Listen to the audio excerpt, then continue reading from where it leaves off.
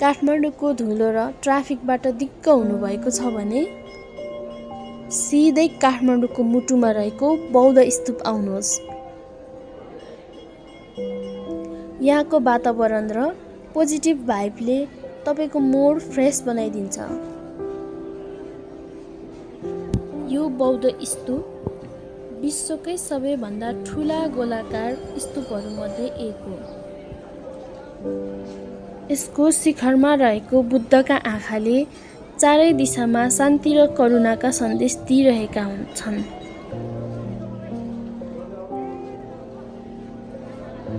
हजारौं प्रार्थनाहरू, दियोको यो उज्यालो, बौद्धको यो ऊर्जा शब्दमा बयान गर्न सकिँदैन। यसलाई त बस महसुस मात्र गर्न सकिन्छ। बौद्ध स्तूप केवल फोटो खिच्ने ठाउँ मात्र होइन। यहाँ आउँदा केही बेर शान्त भएर बस्नुहोस्, आँखा चिम्लिनुहोस् र यहाँको सकारात्मक ऊर्जालाई महसुस गर्नुहोस्। तपाईँको मन साँच्चीकै हलुका हुनेछ।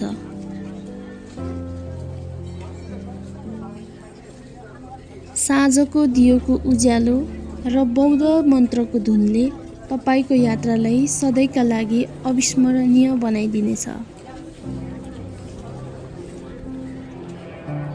बौद्धको यो सुन्दरता र शान्तिलाई जोगाइराख्ने जिम्मेवारी हाम्रो पनि हो।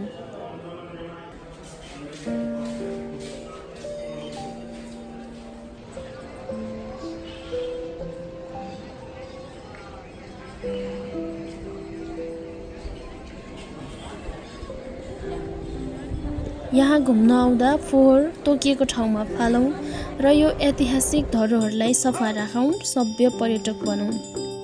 फेरि अर्को भिडियोमा भेट्ने बाचाका साथ बिदा हुन्छु। धन्यवाद।